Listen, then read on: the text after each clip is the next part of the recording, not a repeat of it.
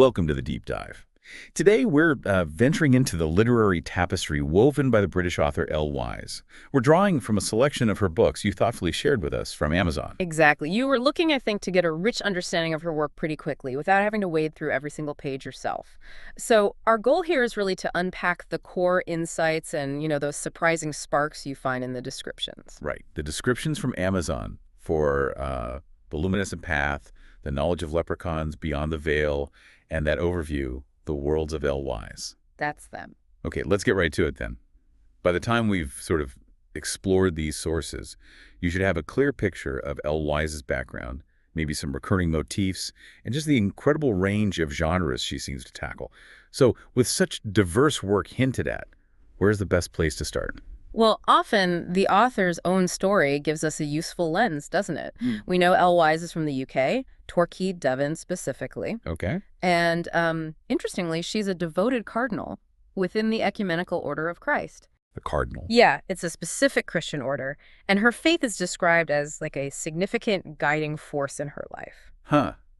That's fascinating. Yeah. It really makes you wonder how those spiritual convictions might, subtly weave into her fiction, especially given the variety.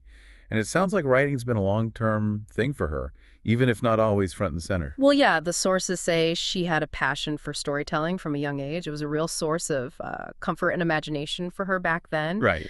But, as often happens, life takes detours. But here's where it gets quite interesting. This passion for writing apparently reignited quite powerfully when she was in her 50s. Oh, wow. Yeah. It's described as a creative renaissance. Suggests a real resurgence of energy, a new drive to get these stories out there. Makes you wonder what experiences might have fueled that later burst, doesn't it? A creative renaissance in her 50s that's genuinely inspiring. A good reminder that passions can resurface like that. Okay, so considering that background, what about patterns?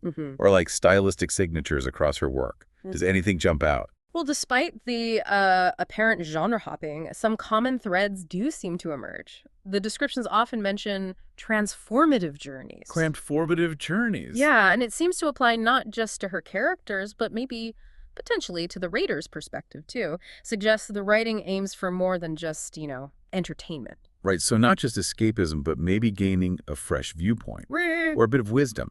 The summaries also mention this blend of wisdom and wonder.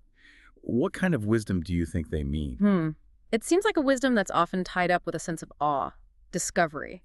The descriptions talk about offering a respite from the mundane, inviting readers to explore realms yet unexplored. Okay. So it hints at stories that might blend, deeper insights with something magical or extraordinary.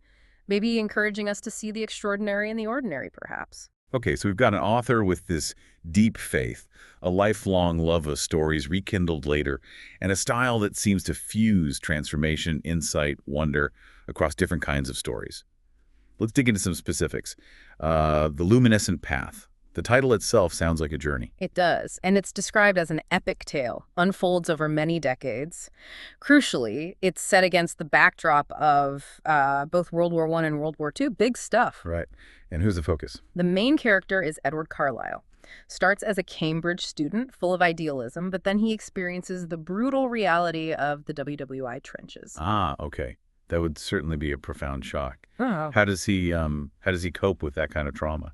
The description points to a couple of things. One is the solace he finds in friendship with fellow soldier, and the other is his exploration of writing what's called cosmic literature. Cosmic literature. What exactly is that? Think of stories exploring grand themes, existence, the universe, humanity's place, often speculative, philosophical. It seems like this genre gave him a way to process his existential trauma, exploring it within these, mind-expanding speculative realms. Cosmic literature. That's quite a way to try and find meaning after something like WWI. And his journey didn't stop there. No.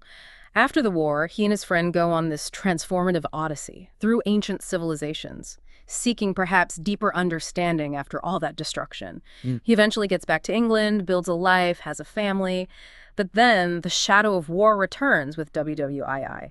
His daughter, Elizabeth, and son, Richard, are deployed. Oh, goodness. Yeah. You can only imagine the renewed agony for him, having lived through one war, now facing losing his children in another. Exactly.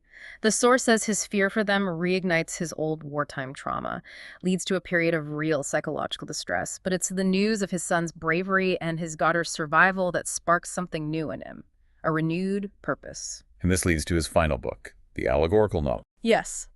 Driven by this desire to impart some lasting wisdom, he channels everything into this novel. It features contemporary, luminescent, feminine heroes. Luminescent feminine heroes. Yeah, embodying humanity's resilience and conscious evolution through calamity. It's a powerful image, isn't it? Inner strength shining through darkness. It really is. And dedicating it to his daughter Elizabeth, that adds such a personal layer, like passing on a legacy of resilience. Absolutely. The description suggests that as he finishes the book, Edward finds some kind of cosmic reconciliation, passing this luminescent path of generational storytelling onward. It's a really moving arc. Definitely.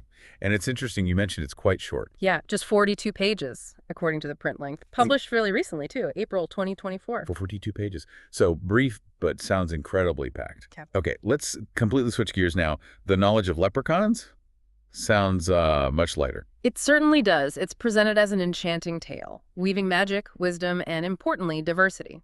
The main character is Sarah. She's described as a celestial being. A celestial being. Yeah, on a quest for ancient knowledge in the primordial wildwood. Okay, a celestial being meeting leprechauns. That's quite a mix. What kind of knowledge is she after, initially? Well, at first it's described as being for personal power.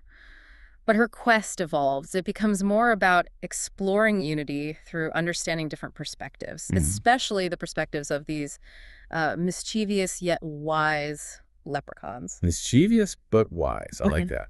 Challenges the usual stereotype a bit. So what do they teach her? Well, the story builds towards the rainbow's end. There, the rainbow's heart reveals a key truth.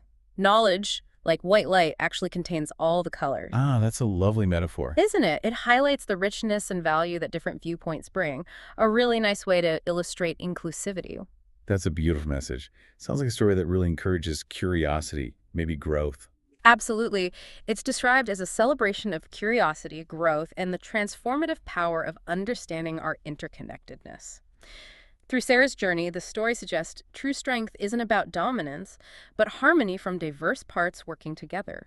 Encourages kids to see the world as this, magnificent, multifaceted tapestry. That's a wonderful message, especially for younger readers. And this one is aimed at children, right? Yes, the reading age is listed as 5 to 12 years. It's 84 pages long, published just this June 2024. So yeah, a big shift in tone and scale from Luminescent Path. Definitely shows the author's range. Okay, now for Beyond the Veil. This one sounded like historical supernatural thriller with an existential twist. I'm intrigued. This one definitely grabs your attention. It posits a hidden world beneath the Antarctic ice barrier. In Antarctica. Yes, supposedly discovered by an early 20th century expedition. And it's not just empty space down there, it's teeming with prehistoric dinosaurs. Dinosaurs. Cyclopean ruins suggesting ancient, non-human civilizations and creatures from myth, like dwarves, elves, merfolk. Wait, hold on. Dinosaurs, elves, and dwarves under the Antarctic ice. Okay, that is quite a premise. What happens to the explorers who find this? Unsurprisingly, they witness unspeakable cosmic horrors and inexplicable phenomena, things that completely shatter their understanding of science and nature. It's presented as a reality that could totally upend humanity's view of existence. You have to imagine what finding that would do to you. I can't even imagine. So what do? Do they, announce it to the world?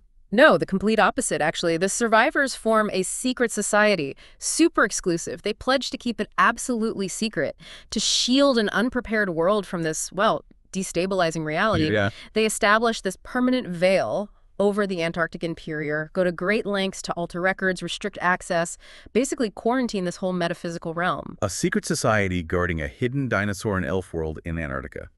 That's pure pulp brilliance. And the idea is to wait until humanity is ready for that kind of truth. Exactly. The description says only when humanity's collective consciousness evolves, expands. Only then will it be safe to reveal these cosmic truths without causing mass chaos. And until then, we're told Antarctica is guarded by this lineage of celestial choir keepers. Celestial choir keepers. Goodness, the layers just keep building. So historical, supernatural thriller, existential journey. That's a lot packed into, 69 pages? published late April. It is. It really shows Wise's knack for blending historical settings with these incredibly imaginative, almost philosophical And concepts. beyond just these three, that overview piece, The Worlds of Elle Wyse, it had mentioned a few others too, didn't it? Giving an even broader sense. Yeah, just briefly, there's the beginning, described as a profound examination of life's origins.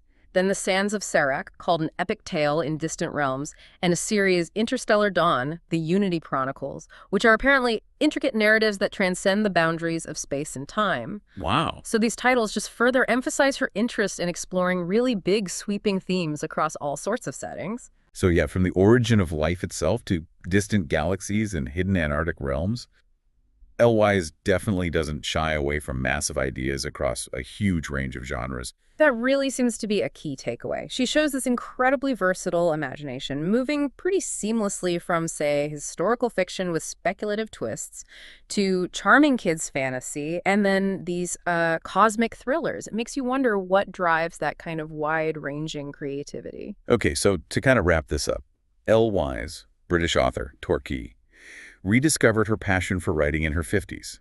Her faith as a cardinal seems important, and her books are incredibly diverse. Common threads seem to be transformation, wisdom mixed with wonder, inviting readers to think about realities beyond the everyday.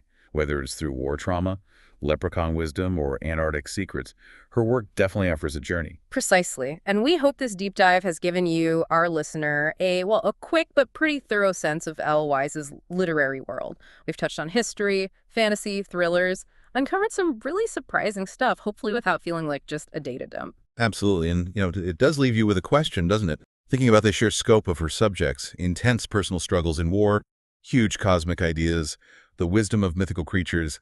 What's the underlying philosophy, maybe, that connects these seemingly unconnected narratives? And how does her own spiritual path as a cardinal perhaps inform these incredibly varied explorations of life, reality, and everything beyond? That's definitely something interesting to ponder after we finish up here.